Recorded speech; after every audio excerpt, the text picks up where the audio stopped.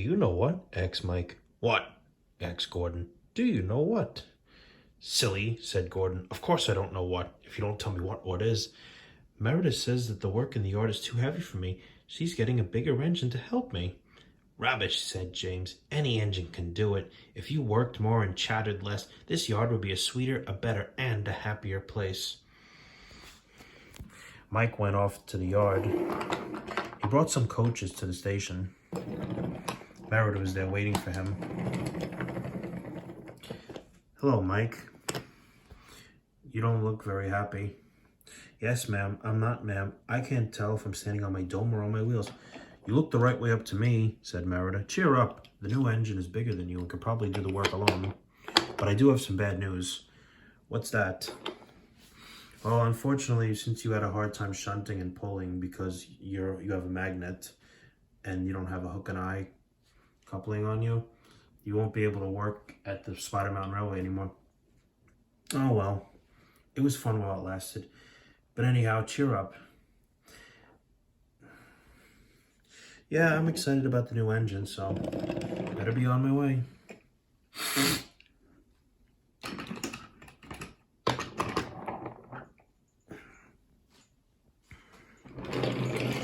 And then the new engine arrived.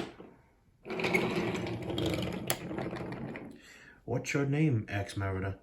Azul, ma'am, but I'm usually called Bert. They say I laugh like Bert on Sesame Street. I don't really, ma'am, but I like Bert better than Azul. Good. Bert it shall be. Here, Mike, show Bert around. The two engines went off together and had a lovely time. James, Gordon, and Henry watched Bert quietly doing his work. He seems a simple sort of engine. We'll have some fun and order him about. Whoosh! Smoke billowed everywhere. Mike arrived and was cross, but Bert took no notice. They'll get tired of it soon. Do they tell you to do things, Mike? Yes, they do, answered Mike. Right, said Bert. We'll soon stop that nonsense. They whispered something. We'll do it later. The other engines will look silly. Merida was looking forward to hot buttered toast for tea at home. How about plain toast for breakfast? I know how to make that. Suddenly, she heard an extraordinary noise. Wheesh! Bother, she said, and hurried to the yard.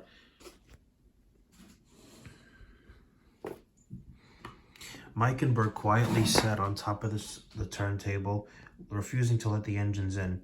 Gordon, James, and Henry were furious. Stop that noise, bellowed Merida. They won't let us in, hissed Gordon. Mike, explain this behavior. Bert. Beg pardon, ma'am.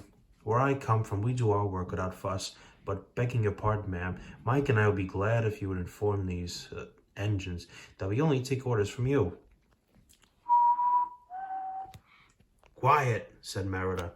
Mike and Bert, I am pleased with your work today, but not with your behavior tonight. You have caused a disturbance.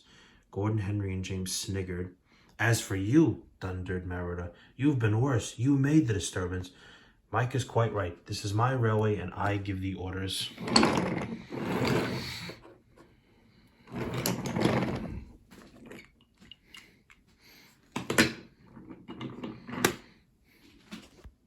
After Mike went away, Bert was left to manage alone. He did so easily.